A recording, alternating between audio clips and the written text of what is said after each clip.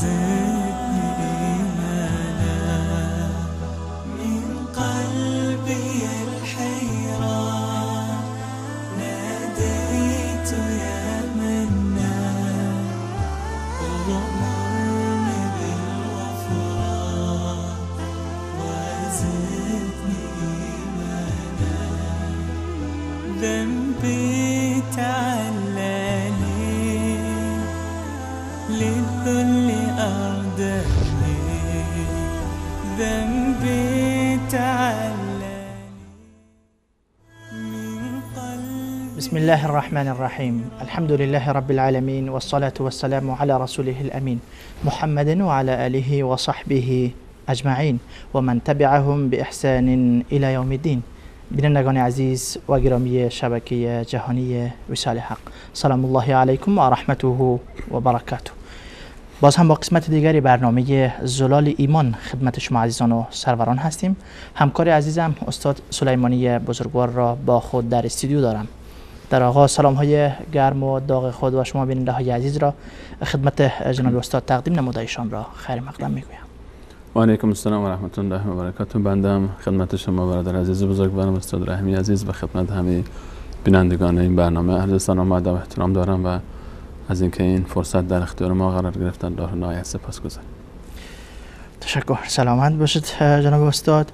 همانگونه که در هفته گذشته یا در برنامه گذشته اگر بگوییم تعبیر دقیق تر شود، در برنامه گذشته وعده کرده بودیم که ما در برنامه آینده موضوع اسما و صفات الله متعال یا به شکل عموم موضوع ایمان به الله متعال که اولین رکن از ارکان ایمان بود و ما در ارکان ایمان به اولین رکن آن پرداخته بودیم و از چندین هفته بلکه چندین ماه شاید روی این موضوع مهم چون اساسی ترین رکن ایمان بود بحث کردیم. اگر فراموش نکرده باشم شما وعده کرده بودید که در قسمت آینده این باب را تمام میکنیم و میبندیم و رکن بعدی که ایمان به ملائکه هست میپردازیم. آیا روی وعده تان استاد هستید یا؟ انشاءالله در برنامه امروز به همراه شما و بینندگان عزیز سعی میکنیم که موضوع ایمان به الله متعال رو با یک موضوع بسیار مهم، یعنی با عنوان حسن ختام این موضوع به اتمام برسونیم. گرچه طبیعتاً و حقیقتاً هم حق مطلب در چند برنامه ادا نمیشه، یعنی با وجود اینکه ما از اول برنامه زلال ایمان تا به حال چند ماهی است درباره ایمان به الله متعال صحبت میکنیم، اما اگر چند سال هم انسان صحبت بکنه باز هم موضوع جا داره، چون موضوع ایمان اصل دین شناخت الله تعالی و معرفت الله تعالی.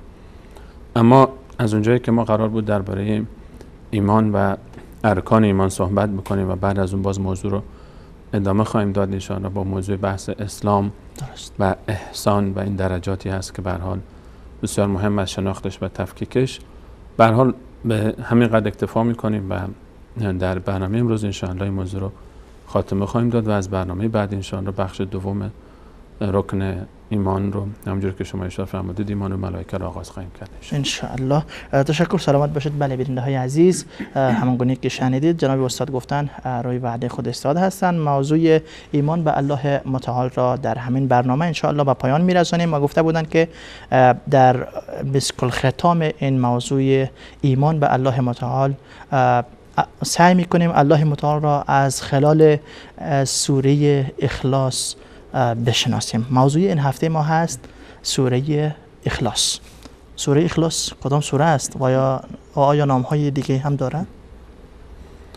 سوره مملکه اخلاص خیلی از ماها این سوره رو، نگم خیلی از ماها، همه ما بله فکر نمی کنم که انسان مسلمانی باشه و این سوره رو حفظ نداشته باشه و این سوره رو از بچگی حتی از خردسالی از اولین سوره هایی است که انسان مسلمانی حفظ میکنه. یعنی اگر سوره حمد رو حفظ بکنه به عنوان اولین سوره رو حساب بکنه ولی شاید قبل از حمد حتی این سوره رو حفظ بکنه.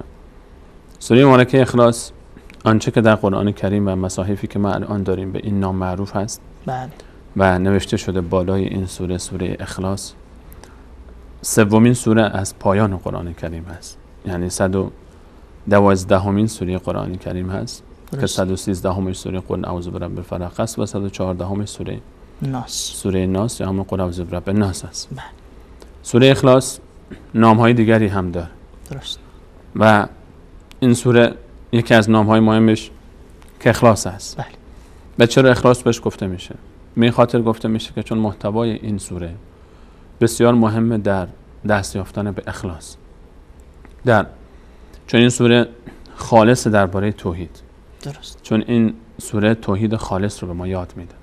فدعوا الله مخلصین له الدین، الله متعال رو بخوانید با خالص، با اخلاص کامل و خالصانه. الا لله الدین الخالص، همان دین خالص بر الله تعالی است. این سوره گرچه سوره کوچکی است در ظاهر، بله، چند آیه بیشتر نیست، اما بسیار عظیمه، بسیار مهمه. یکی از اسماش اخلاص هست، به خاطر اینکه انسان اخلاص حقیقی رو در این سوره یاد میگیره و توحید خالص رو به ما یاد میده. این نام دیگری که این سوره داره به اسم سوره توحید معروف است. اسمای زیادی داره این سوره. برخی از مفسرین حدود 20 تا اسم برای این سوره ذکر کرده. ما به مهمترینش اشاره میکنیم. درست.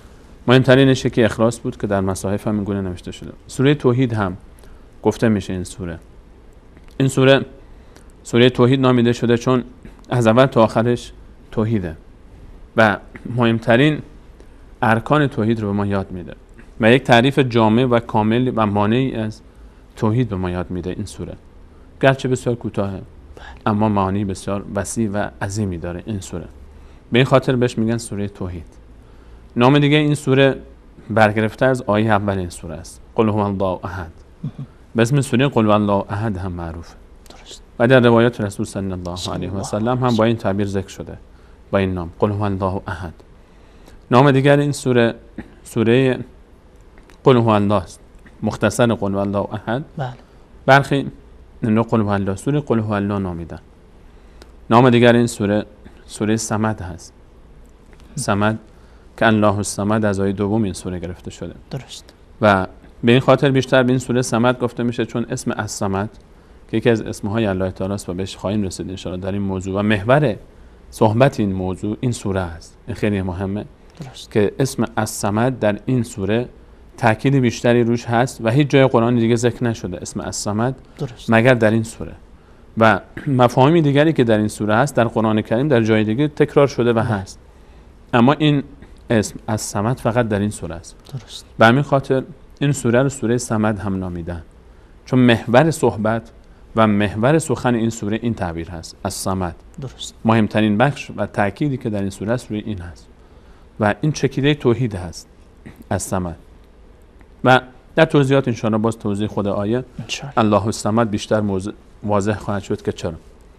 نام دیگری که این سوره داره از نام‌های مهمش الاساس هست با سین.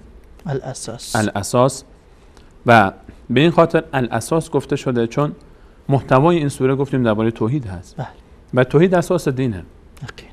توحید اساس دینه و اصل دینه و مهمترین رکن عقیدتی ما توحید هست و ایمان به الله متعال، ایمان به ربوبیتش، به الوهیتش، به اسما و صفاتش که همه به صورت اجمالی و زیبا در این سوره ذکر شده. درست. اینها مهمترین نام‌هایی بود که برای این سوره ذکر شده و اما درباره فضایل این سوره درست. فضایل بسیار زیادی درباره این سوره از روایات صحیح رسول صلی الله علیه و سلم ثابت است. من جمله این فضایل حدیثی است که رسول صلی الله علیه و سلم همین روایات صحیح است. من دیگه به ذکر سند نمیپردازم به خاطر اختصار وقت. روایت رسول صلی الله علیه و سلم فرمودند صحابه آیا میتونه کسی از شما قبل از خواب یک ثلث قرآن رو تلاوت بکنه؟ ثلث قرآن یعنی 10 جزء حدوداً. صحابه گفتن ثلث قرآن 10 جزء به هر حال قبل از خواب کار آسانی نیست هر شب انسان ثلث قرآن رو تلاوت بکنه. یعنی 10 جزء رو تلاوت کردن حداقل 3-4 ساعت وقت میخواد. و انسانی که صبح تا شب کار میکنه و خسته و کوفته 10 جزء خوندن در رمضان هم ما 10 جزء شاید به سختی بتونیم 10 جزء تلاوت بکنیم. با اینکه در رمضان انسان جهد بیشتری خرج میکنه. انگار که برای اونها سنگین اومد این صحبت، سخت دانستن. گفتن یا رسول الله کی میتونه که ثلث قرآن رو تلاوت بکنه هر شب؟ حضرت علیه السلام فرمودن قل هو الله احد معادل ثلث قرآن است. کسی که قل هو الله احد رو بخونه انگار که 1/3 قرآن رو خونده. این معادل در اجر و ثواب هست طبیعتاً. درست. یعنی اینکه اگر کسی 3 بار قل هوالله احد رو بخونه، از این حدیث اینطور برداشت میشه که انگار که ثواب ختم قرآن گرفته باشه و این نشان از اهمیت این سوره داره. همونطوری که خود تعدد اسمهای یک سوره نشان از اهمیت سوره داره. چون اسمها که زیاد میشه، اسم بر مبنای معنی است و معانی یک سوره وقتی زیاد میشه اسمش زیاد میشه. وقتی که یک سوره که 4 آیه است و 2 خط بیشتر نیست، این 2 خط الان میاد و 20 تا اسم پیدا میکنه، نشان از این داره که خیلی مهمه. و یکی از روایت‌ها این بود که هر کسی که قل هوالله احد رو بخونه انگار که 1/3 قرآن رو خونده، یعنی 10 جزء رو. و اینجور برداشت میشه که یعنی اگر 3 بار بخونه انگار که قرآن رو ختم کرده. و خود رسول الله صلی الله علیه و سلم اینجا در این روایت فرمودن قبل از خواب، خودشون هم قبل از خواب این کار رو میکردن. سوره قل هوالله احد، قل اعوذ برب الفلق و قل اعوذ برب الناس رو مولمانین عایشه میفرماد میخواندن و دم میکردن، یعنی فوت میکردن به دستاشون و تا میدونستن به تمام بدنشون میمالیدن. و این باز نشان از اهمیت این سوره داره. و باز رسول الله صلی الله علیه و سلم در روایتی که در یک از جنگ‌ها در سرایا عده‌ای از اصحاب رو فرستادن، یکی از اصحاب بر اونها به عنوان امیر بود و امامشون در نمازها، در هر رکعت نماز سوره قل هوالله احد رو میخون. در هر رکعت میخون. هر وقت امام میشد در هر رکعت میخون. گفتن که چرا این کار میکنی؟ و خب به هر حال انگار که این همه آیه هست و فقط یک سوره رو میخونیم. و گفت که من این روش منه، میخواید قبول کنید، نمیخواید کسی دیگر امام کنید. آمدن به محضر رسول صلی الله علیه و سلم صحابه و گفتن که ما این گونه یافتیم. اونشون رو صدا کردن که چرا این کارو کردی؟ اون صحابی گفت که به خاطر اینکه این سوره وصف الله رحمان است، من این سوره رو خیلی دوست دارم، سوره قل هوالله احد رو، و دوست دارم در هر رکعت نماز این رو بخونم. حضرت علیه السلام فرمودن بشارت باد برای این شخص که الله همون رو دوست داره، چون این صفات الله متعال رو دوست داره. و این خودش نشان از چی داره؟ نشان از این داره که این سوره بسیار مهمی است. سوره‌ایه که انسان اگر بهش اهتمام بده، به هر حال سوره خیلی آسان و ساده‌ای هم است. و از آسانگیری، یکی از دلایل آسانی قرآن و آسانگیری قرآن هم همینه که سوره‌ای که انقدر کوتاهه و خیلی ساده است و هر طفلی به راحتی میتونه حفظ بکنه، تلاوتش معادل ثلث قرآنه، یعنی 10 جزء قرآن ثواب داره. بر رسول الله صلی الله علیه و سلم باز فرمودن هر کسی که سوره اخلاص رو، این سوره قل هوالله احد رو 10 بار بخونه، یک قصر در بهشت برای خودش درست کرده. هر کسی که 10 بار این سوره رو تلاوت بکنه تا آخر، این سوره رو 10 بار خواندن این سوره فکر نمی‌کنم 5 دقیقه طول بکشه. والله اگر 5 دقیقه طول بکشه، 5 دقیقه هم طول نمی‌کشه، این 10 بار رو تو 2-3 دقیقه آدم میخونه. 10 بار خواندن سوره قل هوالله احد معادل هست با ساخت یک قصر در بهشت. کسی که 10 بار سوره قل هوالله احد رو بخونه، یک قصر در بهشت برای خودش بنا کرده که با این حدیث رسول صلی الله علیه و سلم. رسول الله صلی الله علیه و سلم در لفظ دیگری باز که نشان از اهمیت این سوره داره، در جای شخصی دعا کرد به این شکل دعا میکرد: اللهم انی اسألک بأنی اشهد انک انت الله لا اله الا انت الاحد الصمد الذي لم یلد ولم یولد ولم یکن له کفوا احد. بخش بزرگی از این سوره رو در این دعا آورد. حضرت علیه السلام فرمودن به والله این شخص دعایی کرد، الله متعال رو با اسم اعظمش خواند: اذا دعی به اجاب و اذا سئل به اعطا. اون دعایی که الله متعال اگر کسی اون رو با این دعا بخواند در اجابت میکنه دعا رو و هر چیزی که بخواد بهش میده. و این نشان از این داره که این سوره بسیار عظیمی است که وقتی در دعا هم ذکر میشه، با این تعبیری که صحابی ذکر کرده، وقتی این در دعا ذکر میشه این سوره و صفاتی که در این سوره هست، الله متعال وقتی که در دعا به این شکل مدح میشه که در این سوره مدح شده، این دعا قبول میشه، رد نمیشه، چرا که این سوره عظیمه، این سوره بسیار مهمه. سوره ای هست که نامش هست اخلاص، توحید، قل هوالله احد. این سوره برخی از روایتاش رو که ما اشاره کردیم، این سوره بسیار عظیمی است و بسیار مهم هست و محتوای این سوره به خاطر محتوایش هست که این سوره مهم هست. و ما 5 سوره در قرآن کریم داریم که با کلمه قل شروع شده که یکیش این سوره هست و یکیش قل والله قل اعوذ برب الناس هست، یکی قل اعوذ برب الفلق هست، یکی قل یا ایها الکافرون هست و یکی دیگر سوره جن هست که قل اوحی الی انه استمع نفر من الجن. و از اهمیت این سوره این هست که باز رسول صلی الله علیه و سلم این سوره رو در نمازهای خاصی می‌خواندن، مثل چی؟ 2 رکعت نماز صبح، سنت صبح که بسیار مهمه و تاکید شده دربارش. 2 رکعت سنت مغرب بعد از مغرب، یعنی 2 رکعت سنت های صبح و مغرب رو قل یا ایها الکافرون رو در رکعت اول و سوره قل الله احد رو در سوره رکعت دوم میخوند. همین 2 سوره رو باز ما میبینیم که رسول صلی الله علیه و سلم در 2 رکعت طواف میخوندن. طواف 7 بار دور کعبه وقتی طواف میکنن و 2 رکعت پشت مقام ابراهیم به نام 2 رکعت طواف معروف است، خوانده میشه. باز همین 2 سوره رو میخوندن، قل یا ایها الکافرون و قل الله احد. یعنی خود انتخاب این مکان هم برای تلاوت این سوره نشانه به اهمیت این سوره داره. همچنین رسول الله صلی الله علیه و سلم در دعای قنوت هم وقتی که در نماز وتر دعا میخواندن، در نماز وترشون وقتی که نماز وتر میخواندن آخر شب، غالبا وتر آخر شب خونده میشه و در وتر ما قنوت داریم یعنی دعا داریم. این 3 تا سوره رو میخواندن، سبح اسم ربک الاعلی، قل یا ایها الکافرون و در رکعت آخر سوره قل الله احد رو میخوندن که همه اینها دلالت بر اهمیت این سوره داره و اینها برخی از اسما و فضایل این سوره عظیم است. تشکر، سلامت باشید جناب استاد سلیمانی عزیز. واقعا این نام‌های زیاده که شما برای این سوره ذکر کردین و روایاتی را که از پیامبر اکرم صلی الله علیه و سلم نقل کردین که در اهمیت و فضیلت این سوره مبارکه ارشاد فرمودن، خب مناسب است، بهتر است بریم به سراغ این سوره که چی داره داخلش، محتوای این سوره چیست، معانی این سوره چیست، در این سوره چه بحث شده که این همه فضائل و اهمیت را از آن خود کرده است که برابر ثلث قرآن خواندنش می شود که اگر 3 بار کسی بخونه گویا کل قرآن را ختم کرده، اگر کسی 10 بار بخونه یک قصر در بهشت برای خود آماده کرده است. ما خیلی از ماها بارها، نمیگم بارها، شاید هزاران بار این سوره رو خوندیم، اما متاسفانه خیلی از ماها از محتوای این سوره غافلیم و تا به حال نرفتیم به سراغ معانی و مفاهیم این سوره. و در وقتی که ما داریم مناسب هست یک نگاهی بیاندازیم. ما درباره شرح این سوره کتاب ها نوشته شده، کتاب ها نوشتن.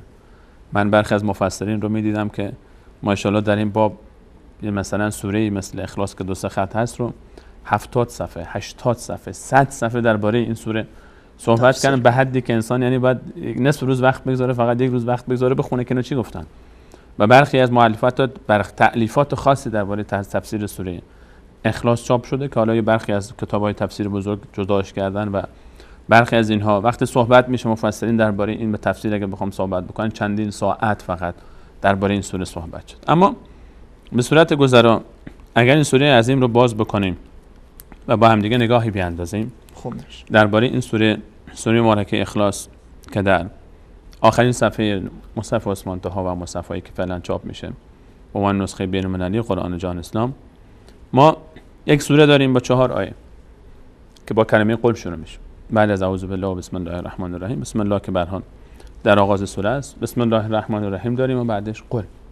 قل رو اشاره کردیم که در 5 سوره ما قرآن کریم 5 سوره داریم که با قل شروع میشه. یکیش این هست، 2 تا بعدش قل اعوذ برب قل اعوذ برب الناس، قل یا ایها الکافرون و قل اوحی الی انه استمع نفر من الجن، سوره جن. کلمه قل یعنی بگو. قل یعنی امر هست از کلمه گفتن، از قال یقولو امرش میشه قل. قل یعنی بگو ای پیغمبر من. هر جا که در قرآن کریم قل آمده اشاره به این داره که یک سوالی بوده که در جوابش گفته میشه قل. غالبا اینطوری هست. و اینجا هم قل در ابتدای این سوره اشاره داره به یک سوالی کردن از رسول صلی الله علیه و سلم. مشرکین مکه آمدن سوال پرسیدن که این خدایی که تو میپرستی کیه؟ معرفیش کن برای ما. بعد از اینکه به هر حال قین و قال زیاد شد و کم آوردن جلوی رسول صلی الله علیه و سلم، پیشنهادها دادن و طمع درست کردن و ایجاد کردن و وعده‌ها دادن، نشد. گفتن این خدای تو کیه؟ و در روایاتی آمده که یهود هم این سوال رو پرسیدن. در مدینه منوره بودن، اونها اهل کتاب بودن، مشرکین در مکه بودن. مشرکین هر جا کم می آوردن در بحث علمی می آمدن به سراغ یهود و از یهود کمک می گرفتن که ما چیکار کنیم. و گفته شده که اینها هم پرسیدن. به هر حال سوالی بود که از طرف مخالفین و دشمنان توحید مطرح شد که خدای خودت رو برای ما معرفی بکن. این خدای تو کی هست؟ این سوال مهمه و انتخاب این سوره هم مهمه. و ما چرا این سوره رو به عنوان آخرین مبحث توحیدی خودمون در این بحث ایمان بالله متعال این رو انتخاب کردیم به این خاطر که خود سوال وقتی که مطرح کردم بگو خدای تو کیه، الان الله متعال خودش رو معرفی میکنه، من اینم. یعنی خلاصه ایمان به الله تعالی باید این باشه، الله متعال خودش رو معرفی میکنه که من اینم و باید اینطوری به من ایمان بیارید. این مهمه که سوره اخلاص خلاصه ایمان به الله تعالی است. خلاصه ایمان به الله تعالی باید این باشه. تفاصیلش در سوره دیگه است، این خلاصش است. قل بگو. یک موضوع دیگه هم در کلمه قل نهفته است. اون چیه؟ اون اینه که وقتی که خطاب میاد قل ای پیغمبر من تو بگو، یعنی چی؟ یعنی اینکه وقتی که سوال میشه درباره الله متعال برج پوزش، وقتی درباره الله متعال سوال میشه یعنی ایمان به الله تعالی، ایمان به خالق، ایمان به معبود. این مسئله عقل و تعقل نیست که انسان با عقل درک بکنه. الله چگونه است؟ تو به اینها بگو. یعنی چی؟ یعنی آنچه رو که من الله متعال به تو وحی میکنم به اینها بگو که الله اینطوریه. یعنی الله رو باید از طریق وحی شناخت. یعنی الله رو اونگونه‌ای که شایسته شناخت الله تعالی است خود الله متعال برای ما معرفی میکنه. ما با عقل خود به وجود الله متعال معترف هستیم. انسان با تعقل، با تدبر، با تفکر به وجود خالق ایمان میاره، اما به اینکه صفاتش چگونه است، اسمهاش چگونه است، اینجا رو دیگه عقل نمیتونه. اینه که خیلی ها در شناخت الله متعال دچار انحراف شدن. خیلی ها رفتن، خیلی از فلاسفه، خیلی از کسانی که به اسم متکلمین معروف هستند در شناخت الله متعال دچار مشکل شدن. به خاطر چی؟ برخی از اسما و صفات الله متعال منکر شدن، برخی کل صفات رو منکر شدن، برخی کل اسما رو منکر شدن، برخی الله متعال رو تشبیه کردن به بندگانش، برخی آمدن که تشبیه نکنن، هر چی صفت و اسم برای الله متعال بود همه رو تعطیل کردن، گفتن نه اصلا نه اسمی داره نه صفتی داره، یک ذات خال با توصیفات عجیب و غریبی که خودشون هم نفهمیدن چی گفتن. همه اینا به خاطر چی است؟ دوری از وحی است. ما الله متعال رو چطور میتونیم حق شناخت الله متعال رو ادا بکنیم؟ در پرتو کتاب و سنت رسول صلی الله علیه و از طریق وحی. قل به اونها بگو. اونجا این اشاره به این داره که ما خدا رو و الله متعال رو به تعبیر دقیق تر الله متعال رو ما از طریق وحی میشناسیم. قل هو، او هو یعنی او. بله.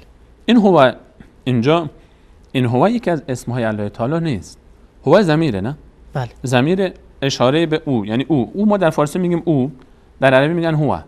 بله. ضمیری که برای یک شخص استفاده میشه، اشاره به یک شخص.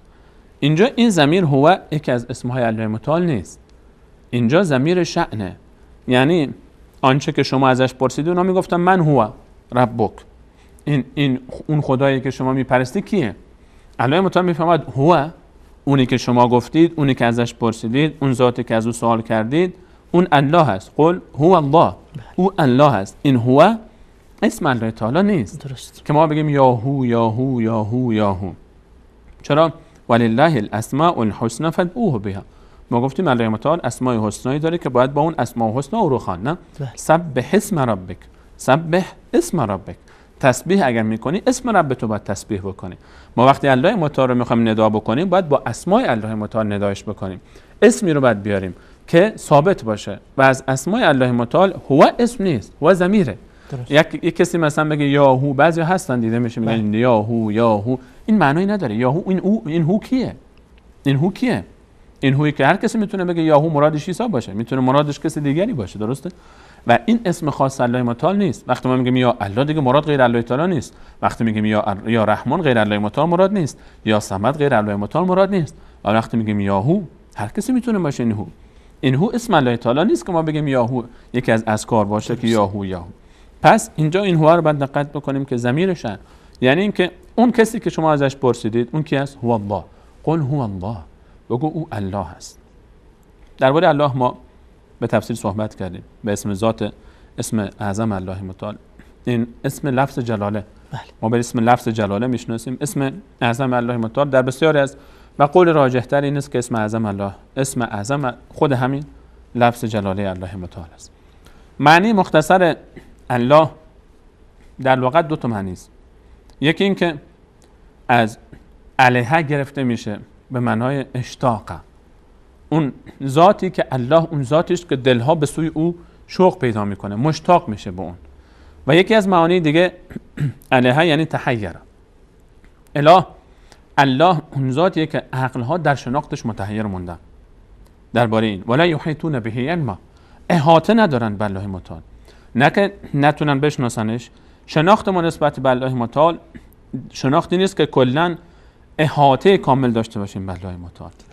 و اینطور نیست که ما تمام ذات الله متعال و صفات الله متعال رو اون گونه‌ای که هست کامل شناختیم و هیچ چیز دیگری باقی نمونده باشه. الله متعال میفرماید قل هو الله احد. بعض پوزش الله، پس بگو اون الله هست. الله دلها به سوی او مشتاقن و عقلها در برابر عظمتش و قدرتش متحیر ماندن. احدون، قل هو الله احد. احد یعنی یگانه، یعنی تنها ذاتی که هیچ شبیهی نداره. لا مثیل له. احدون یعنی لا مثیل له، مثل خودش نداره، مثل خودش نداره. احد وقتی هست، احد برای نفی مماثلت استفاده میشه. یگانه است، یکیه فقط، مثل خودش نداره، نه در ذاتش، نه در صفاتش، نه در افعالش. هیچ کسی مثل الله تعالی نیست. الله احد است. الله مثل خودش نداره. لیس کمثله شیء. هیچ کسی مثل الله تعالی نیست و مثل ذات الله متعال نیست. باید پوزش. خواهش قل هو الله احد. الله یگانه است، یگانه در ذاتش، یگانه در صفاتش، یگانه در اسمائش، یگانه در افعالش. هیچ کسی مثل الله تعالی نیست، هیچ مثیل و نمونه‌ای نداره. این بخش اول آیه است. این آیه اول قل هو الله احد. آیه دوم یکی از نکات بسیار مهمی است که چکیده و خلاصه ایمان به الله تعالی است. آیه دوم و این سوره کجاست جاش؟ در صفحه آخر قرآن کریم. یعنی این صفحه دیگه تمام میشه. دو تا سوره دیگه کوچک داریم بعد از این که تمام میشه. یعنی خلاصه کلام رو در پایان قرآن کریم الله متعال برای ما میخواد بفهمونه که با ابتدای قرآن کریم در سوره هم در آیه 5 بسیار قریب است. از اول قرآن گفتیم سوره هم کل بعد قرآن شرح سوره حمده.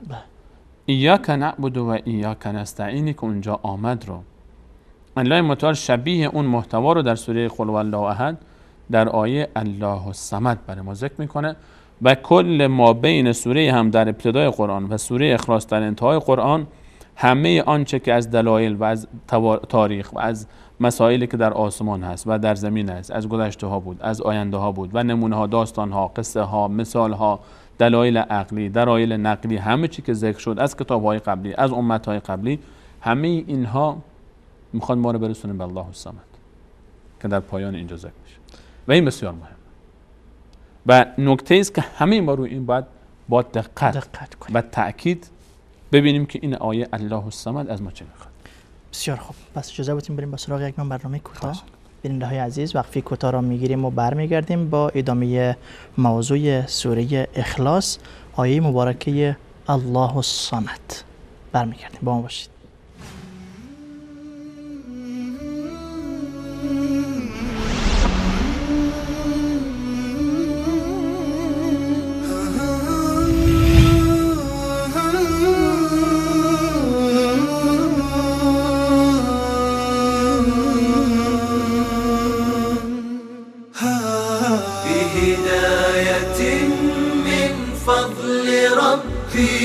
يكسو الجمال ربوع قلبي يخضر إحساسي ودربي وملامحي حين اهتديت. نور الهداية زار صدري هو مبتدأ أنسي وعمري فعزمت للرحمن أمري وعلى خطاطها مشيت يا نفحة القرآن فوحي عطرا على قلبي وروحي يا بلسما يطوي جروحي لولا الهداية ما ارتويت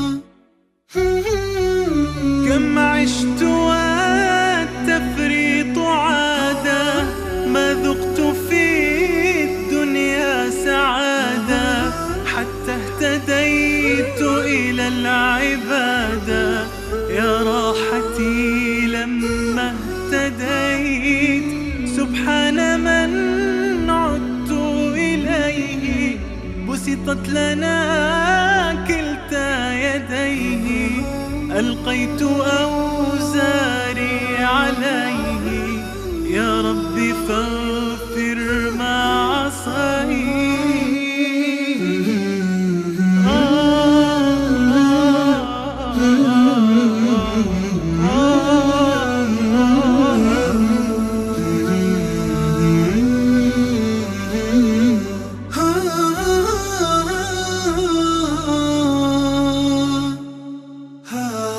بهداية من فضل ربي يكسو الجمال ربوع قلبي، يخضر إحساسي ودربي وملامحي حين اهتديت.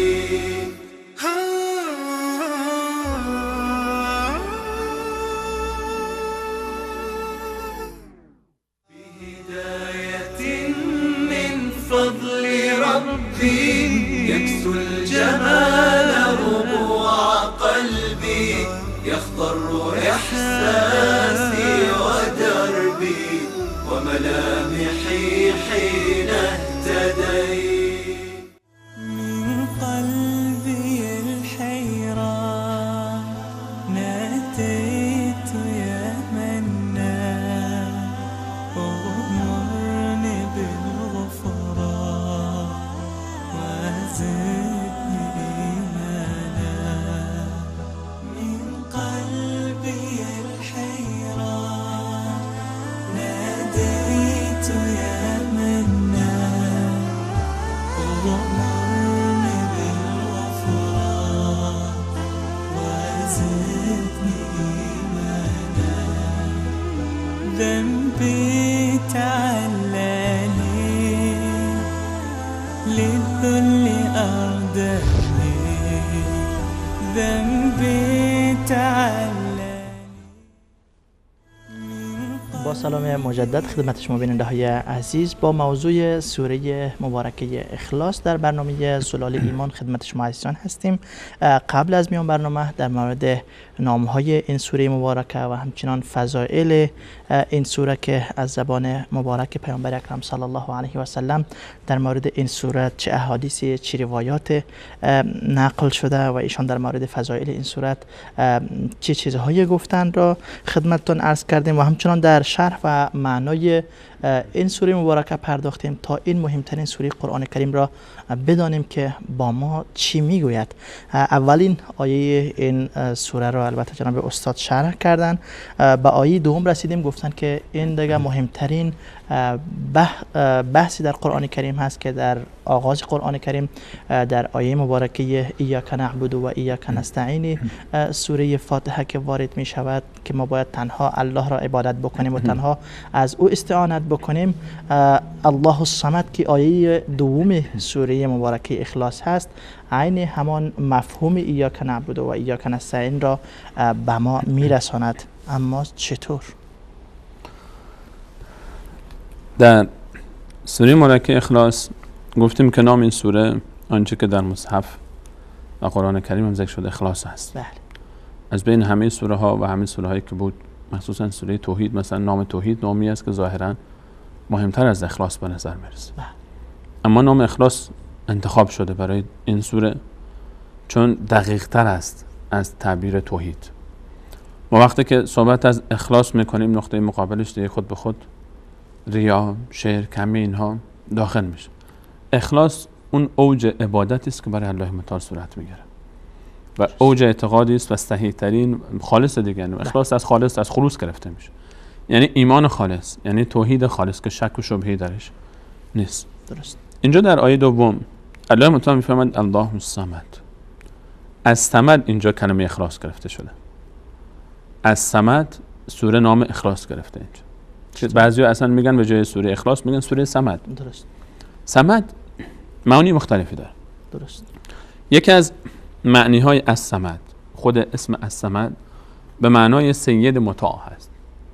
سیدی که سروری که مورد اطاعته، هیچ کسی ازش سرپیچی نمیکنه. و این بر این معنی، حالا معنی مختلف داره، این معنی برای الله متعال کاملا صدق میکنه. چرا؟ ولله یسجد من فی السماوات و من فی الارض طوعا و کرها. هر آنچه که در آسمان و هر آنچه که در زمین است الله متعال میفرماید سجده میکنن برای الله تعالی، بخواند یا نخواند، طوعا اختیاری، کرهن زورکی. تمام آنچه در آسمان و زمین هست وجودشون مخلوقات اینها تابع قوانین الله متعال هستن یا نیستن؟ الله متعال اینان خلق کرده یا نکرده؟ آیا تمام ذره ذره وجود یک انسان کافر حتی تابع دستورات الله تعالی است یا تابع دستورات خودش؟ تابع دستورات الله متعال. آیا تمام این گوشتش، پوستش، وجودش، قلبش برای الله متعال اعتراف میکنه یا نمیکنه؟ مگه همینا نیستن که روز قیامت بر علیه شهادت میدن؟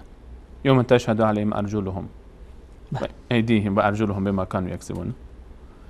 اینا مگه نیستن که به پوستشون میگن لما شهدتم علینا و قالوا لجنودهم لما شهدتم علینا؟ پوست بر علیه اینا شهادت میده، روز قیامت میگن چرا شهادت میدید؟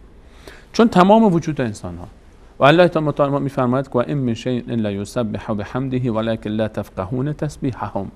هیچ چیزی در آسمان ها و زمین نیست مگر اینکه به تسبیح الله متعال مشغول است و شما نمیفهمید که این تسبیح چگونه است.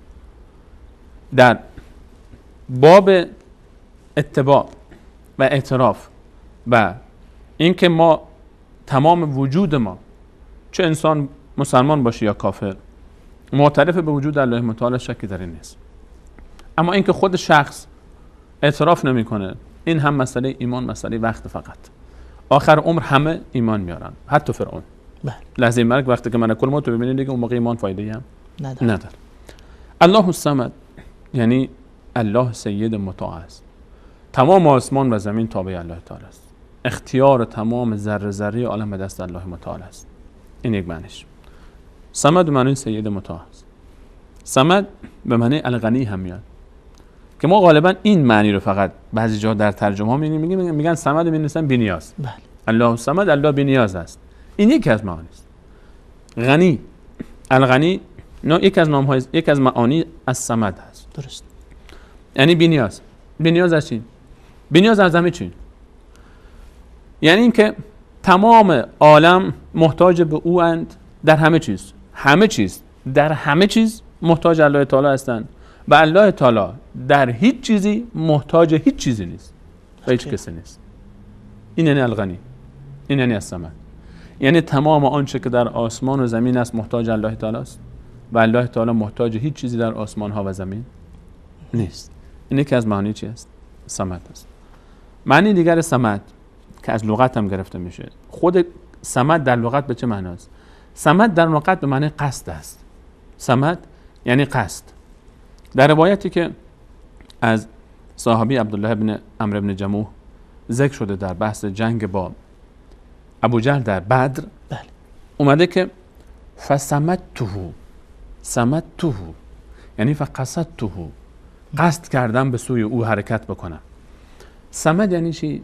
یعنی ما یصمد الیه فی الحوائج. ما یصمد الیه فی الحوائج.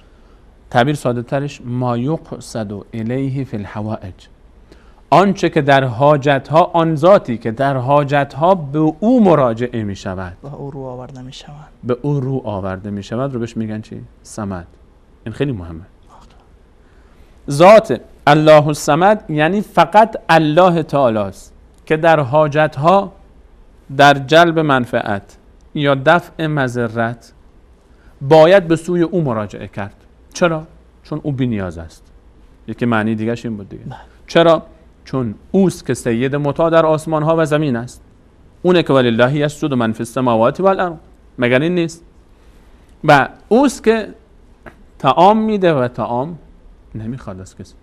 قل غیر الله ابغی ربا و هو رب کل شیء. آیا من غیر از الله متعال رب بگیرم و او رب همه چیز است؟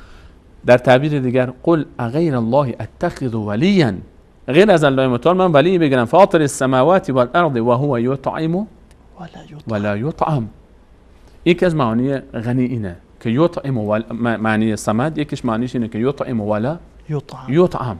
اونه که میبخشه، میده، بله، سیر میکنه، اما خودش نیاز به اینها نداره. از معانی دیگه صمد یعنی اون ذاتی که باقی هست بعد از فناء مخلوقاتش. یکی دیگه از معانی چی است؟ صمد هست. صمد یعنی بی نیاز، غنی. صمد یعنی اون سرور و آقایی که مورد اطاعت هم است و دستورش اجرا میشه. صمد اون ذاتی است که باقی است و از بین نمیره. صمد اون ذاتی است که در حاجت ها به سوی اون مراجعه میشه. و صمد اون ذاتی است که در هیچ چیزی به هیچ کسی نیاز نداره و همه چیز در همه چیز به اون نیازمندن. واقعا الله الصمد. الله این ذاته. الان ببینیم این آیه چی میخواد به ما بگه. الله الصمد فقط باید در حاجت ها پیش کی رفت؟ الله. الله متعال. چرا؟ چون هیچ کسی قل هو الله احد، هیچ کسی مثل اون نیست. اون یگانه بود نه؟ احد در ذاتش، احد در صفاتش، احد در افعالش، احد در اسمائش. صمد اون ذاتی است که همه باید برن پیش اون دست دراز بکنن، چون اون ذاتی است که هیچ کسی به اندازه او غنی نیست. امام طبری یک تعبیر جالبی داره در شرح این آیه الله الصمد. میگه الصمد اون ذاتی است که کمال مطلق داره در اسمائش و در صفاتش. اون ذاتی که مقتدری که کمال قدرت داره، حلیمی که کمال حلم داره، علیمی که کمال علم داره، حکیمی که کمال حکمت رو داره، عزیزی که کمال عزت رو داره. این ذاتی است که غنی که کمال غنا رو داره. این ذات رحیمی که کمال رحمت رو داره، رحمانی که کمال رحمت رو داره. این معنی از صمد هست. الله الصمد یعنی اینکه تمام آنچه که در آسمان و زمین مال الله تعالی است و همه تابع دستورات الله تعالی بخوان یا نخوان، چون قانون وجودی اونها مال الله تعالی است و او بی نیاز است از همه مخلوقاتش در همه چیز و همه مخلوقاتش در همه چیز خود به الله نیازمندن فقط. و اون ذاتیه که باقی است و هرگز از بین نمیره و تمام موجوداتش از بین میرند. این یعنی الله الصمد. اون ذاتی که در حاجت ها باید به سوی او رفت. الان در لغت عربی میگن که کسی که مثلا زیاد به سراغ خونش میرن، مردم میرن در خونش و کمک میطلبن ازش، اون دری که معروف به خیر، به بخشش، به سخا و کرم، میگن باب مسمود. باب مسمود. مسمود به معنی مقصود میاد دیگه. باب مقصود، اون دری که همه میرن پیشش، کسی رو در رد نمیکنه. نه؟ صمد اون ذاتی است که هر کسی پیشش بره رد نمیکنه. و اذا سألك عبادی عنی فانی قریب. اگر بندگان من از تو بپرسن از من، ای پیامبر من نزدیکم. قل ادعونی و قال ربکم ادعونی استجب لکم. و پروردگار شما گفت منو بخوانید که من اجابت کنم شما رو. الیس الله بکاف عبده. آیا الله متعال برای بندش کافی نیست؟ الله الصمد یعنی چی؟ الله الصمد یعنی این که اگر فقیری باید بره پیش صمد، قنا اونجاست. اگر مریضی باید بگی یا صمد، شفا اونجاست. اگر مشکل داری باید بگی یا صمد، مشکلت رو اون حل میکنه. اگر در مصیبت ها گیر کردی باید بگی یا صمد، مصیبت ها رو اون درمان میکنه.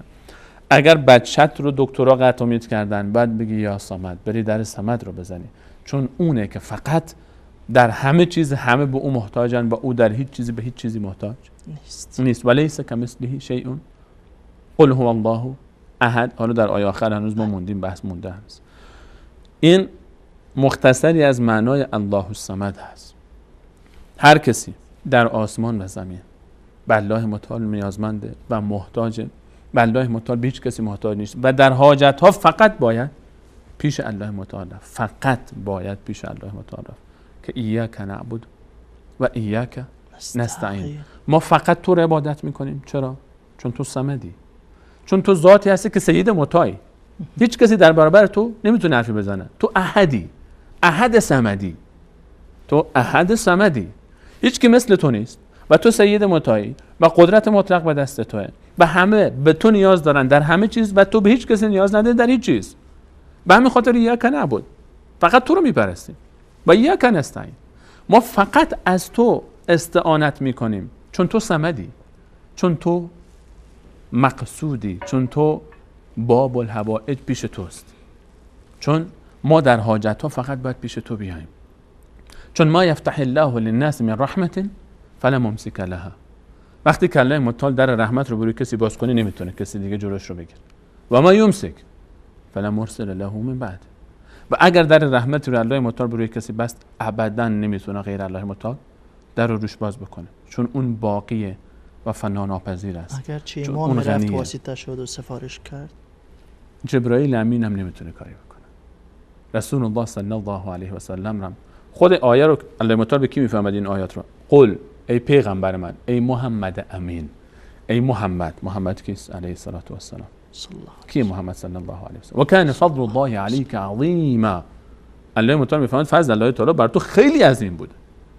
اون ذاتی که الله متعال تمام سر تا وجودش رو تزکیه میکنه، به جان مبارکش قسم میخوره، لعمرک، قسم به جان تو، انهم لفی سکرتهم یعمهون. قوم لوط در مستی خودشون غرق بودن. این ذات رو الله متعال میفهمد تو بگو که ای پیغمبر من، تو با این عظمت این پیام رو کی آورده؟ پیام رو جبرائیل آورده. سید آسمان، امین آسمان ها به امین زمین پیام میاره که الله رو معرفی میکنه. الان فرشته بالاتر از جبرائیل علیه السلام نداریم و از رسول الله صلی الله علیه و سلم بالاتر بعد از الله متعال دیگه نیست. فقط الله متعال است. بعد از الله متعال در فضل و در جایگاه و در شرف رسول الله صلی الله علیه و سلم است به علل اطلاق بدون شک. ای پیغمبر من، تو معرفی کن من رو که قل هو الله احد، من یگانم، تو هم مثل من نیستی. توی محمد هم که بنده منه. ولو تقول علينا بعض الاقاويل لاخذنا منه بالیمین ثم لقطعنا منه الوتین. اگر این پیغمبر دروغ من نسبت بده، با دست راست رو گرفته گردنشو قطع میکنه. شوارگ گردنشو میزنم. وقتی الله تعالی با رسول صلی الله علیه و سلم صحبت میکنه، چنان با صمدیت صحبت میکنه که انسان تنش میلرزه. صمد یعنی همین، نیازی به تو ندارم، تو در همه چیز به من نیازمندی، اما من در هیچ چیزی به تو نیازمند نیستم. احد است، هیچ چیز مثل او نیست. نه پیامبر، نه ولی، نه هیچ کسی. آخر آیه میرسیم بهش. درست. الله الصمد، الله بی نیاز است، نه بی نیاز فقط. تعبیر رو اصلاح کنیم. ما تا الان میگفتیم الله بی نیاز است، از این بعد الله الصمد رو اینطور معرفی نکنیم. الله الصمد الله است که در حاجت ها به او مراجعه می شود. این معنای دقیقش. و الله که در هیچ چیزی به هیچ کسی نیاز نداره و همه کس و همه چیز در همه چیز به او نیازمند. این یعنی الصمد، این یعنی بی نیاز، این یعنی سید مطاع، این یعنی غنی و این یعنی باقی و جاویدان. لم یلد، ادامه پیدا میکنه. بله. الله الصمد، قل هو الله احد، الله الصمد، لم یلد. لم یلد نزاده است. الله فرزندی نداره. ولم یولد، و نه زاده شده است. نه خودش فرزند کسی دیگه است و نه فرزندی داره. نه فرمود اول فرمود فرزندی نداره و بعد فرمود خودش فرزند کسی دیگری نیست. چون در ظاهر باید اینطور می بود که فرزند کسی نیست و فرزندی هم نداره، چون اول اصل ذکر میشه دیگه. ولی اول الله متعال فرمود لم یلد ولم یولد، فرزندی نداره و خودش هم فرزند کسی دیگه نیست. فرزندی نداره چون عده‌ای برای الله متعال فرزند قائل شدن. و قالت الیهود عزیر ابن الله و قالت النصارى مسیح ابن الله. یهودی‌ها گفتن عزیر پسر خداست، مسیحی‌ها گفتن عیسی پسر خداست، مگه نگفتن؟ بله. و همچنین یک عده از مشرکین میگفتن چی میگفتن؟ ملائکه دختر خدا هستن و یجعلون لله البنات. بله. برای الله متعال دخترای قائل شدن که ملائکه دختر خدا است. ان یکون له ولد ولم تکن له صاحبه و خلق کل شیء و هو بكل شیء علیم. در آیه 101 سوره انعام الله متعال میفرماید چطور امکان داره که الله متعال فرزند داشته باشه در حالی که همسر نداره؟ همسری نداشته، چطور امکان داره که همسری نداشته باشه؟ همسری نداشته فرزندی داشته باشه. الله متعال فرزندی نداره. ای کسانی که شما ادعا میکنید الله متعال به پسری گرفت، فرزندی داشته، عیسی، عزیر، ملائکه، نه خیر. ببینیم چقدر این آیات، چقدر این تعبیر جامع هست. الله متعال هم داره معرفی میکنه دیگه. این نکات خیلی مهمی است. این 4 آیه مهمترین نکات توحیده. احدیت الله متعال، صمدیت الله متعال، اینکه فرزندی نداره. چرا فرزندی نداره؟ چون احده. قل هو الله احد. اگه فرزندی می داشت خب فرزند یک صفاتی از پدر رو داره دیگه. اینایی که گفتن عیسی پسر خودش چرا به خدایی گرفتن؟ چون گفتن پسر خدا حتما یک رنگ و بوی از خدا داره دیگه. یک صفاتی از وجود پدر درش هست. پدر و پسرش تا تو ما می‌بینید پدرش فلانیه. چرا؟ چون شبیه همن.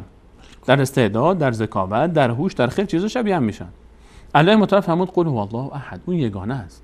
مثل خودش نداره. فرزندی هم نداره که فرزندش مثل او بشه. ولم یولد. و این بچه کسی هم نبوده. الله متعال از کسی زایده نشد. اینطور که بعضی از فلاسفه میگن خدا اول یک عقل اولی بود، عقل اول عقل دوم خلق کرد، عقل دوم عقل سوم خلق کرد، عقل سوم عقل چهارم رو خلق کرد، عقل دهم اختیار عالم رو به دست گرفت که اون خداست. از این خزعبلات هم بری است و پاک است. الله متعال فرمود لم یلد. یک تعبیر دیگه ما داریم در جای دیگر قرآن میفهمد ولم یتخذ ولدا. نه وقالوا اتخذ الله ولدا. اون تعبیر با این چه فرق میکنه؟ اینجا میفهمد لم یلد، اونجا فرمود ولم یتخذ ولدا. اینجا میفهمد لم یلد نزایده است، فرزندی نداره.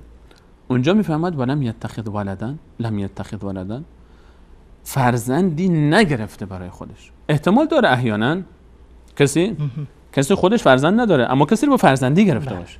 الله متعال فرزندم نگرفته، نه فرزند داره نه کسی رو به فرزندی گرفته. ولم یولد و زایده نشده و نفرمود که پدری نداره. ولم یکن له اب مثلا. چرا؟ چون اگر گفته میشد پدر نداره خب عیسی هم پدر نداشت. نه ولی مادر داشت، به دنیا آمد. ولم یولد. نه، الله متعال هرگز فرزندی هم نه فرزندی داشته و نه فرزند کسی دیگری بوده. معنی ساده‌اش اینه، نه زایده و نه زایده شده است. قل هو الله احد. الله احد است. نه فرزندی داشته که در صفات مثل اون شریک باشه، نه پدر مادری که در صفات مثل اون شریک باشه. خودش یگانه است. صمد است. سید مطاع. همه چیز رو خلق کرده و همه چی رو. اینجا ربوبیت هم در این داخله. در صمدیت ربوبیت داخله، الوهیت داخله، اسم و صفات هم درش داخله. این کلمه الصمد بسیار مهمه. اسم الصمد بسیار اسم مهم است و محور این سوره است. درست. به همین خاطر برخی اسم این سوره گذاشتن سوره صمد است. نه. می‌بینیم قبل و بعدش دعای دیگه قرآن ذکر شده، اما این الصمد اینجا فقط اینجا اومد. حسن ختامه دیگه. در پایان قرآن حرف آخره. چون این گونه است یا کن و یا کن است. این در هر رکعت نماز باید بگید یا کن و یا کن است. لم یلد و لم یولد. نه زایده شده و نه زاده است. ولم یکن له کفوا احد. این کلام آخر. حسن ختام ایمان به الله تعالی. یک قاعده کلی. ولم یکن له و نبوده است برای او کفوا احد.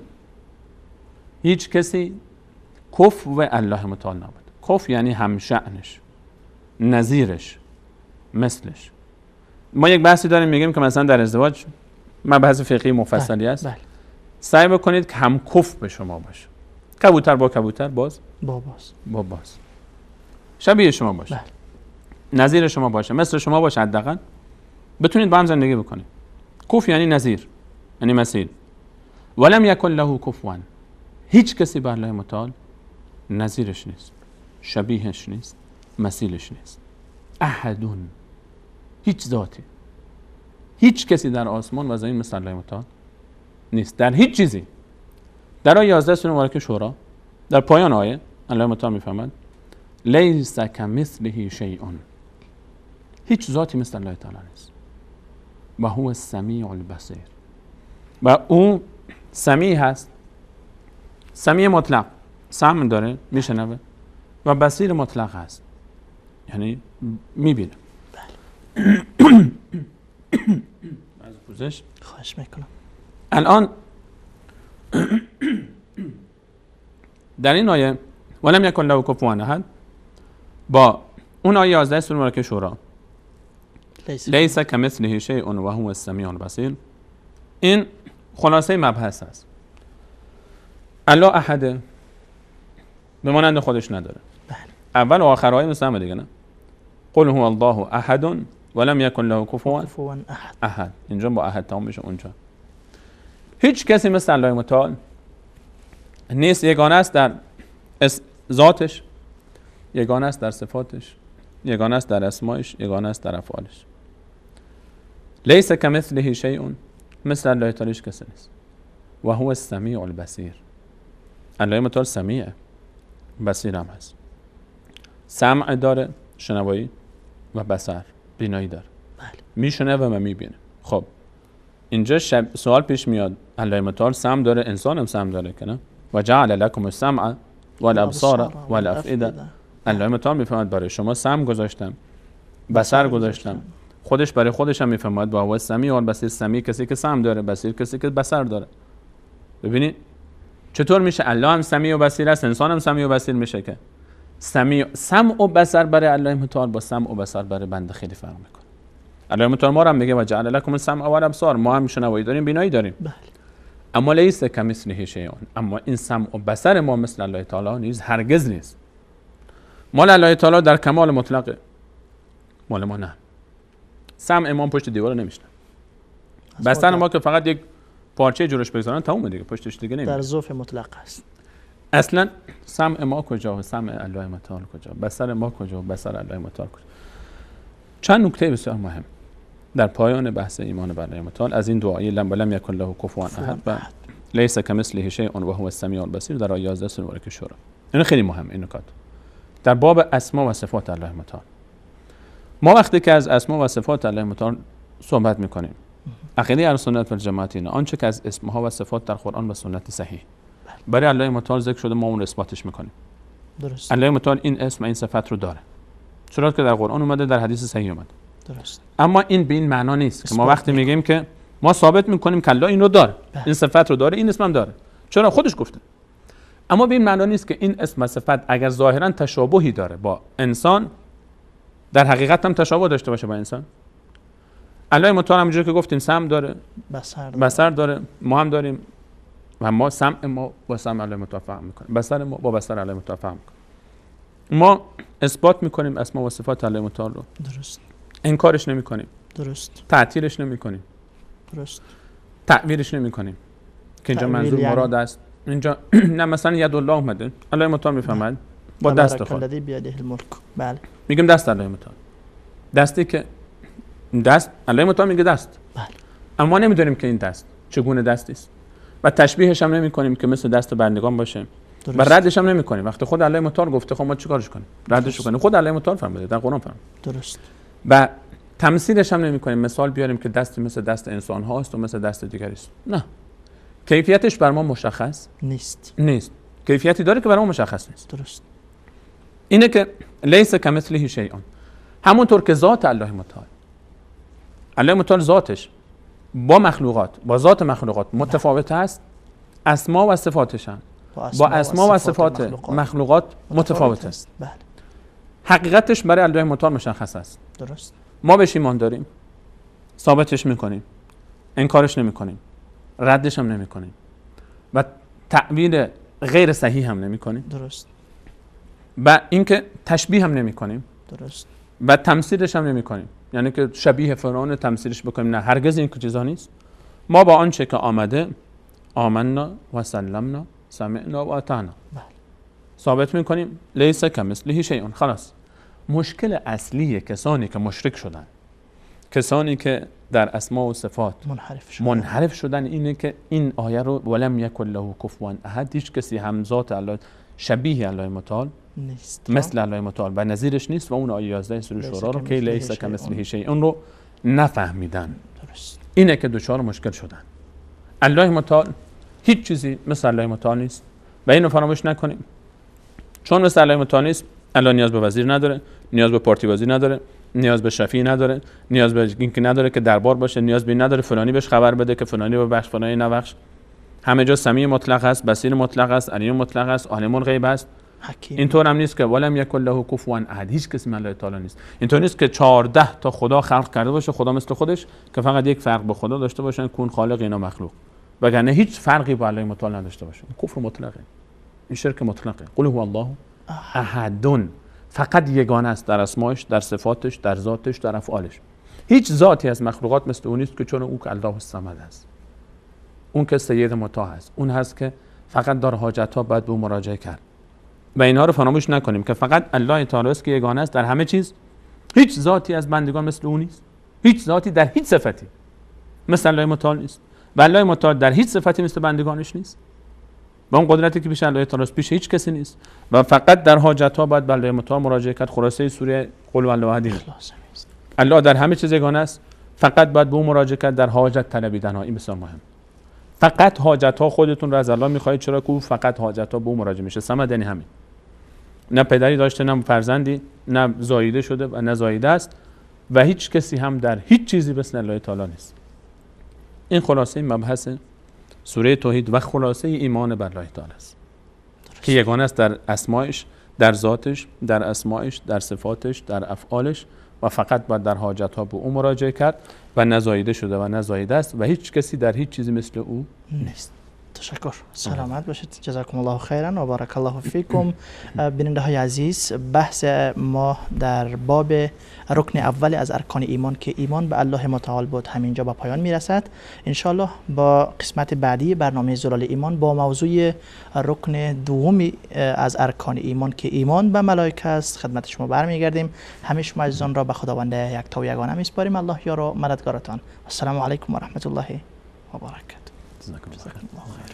قلبي الحيران ناديت يا منان أغمرني بالغفران وزدني إيمانا من قلبي الحيران ناديت يا منان وأمرني بالغفران وزدني إيمانا ذنبي تعلاني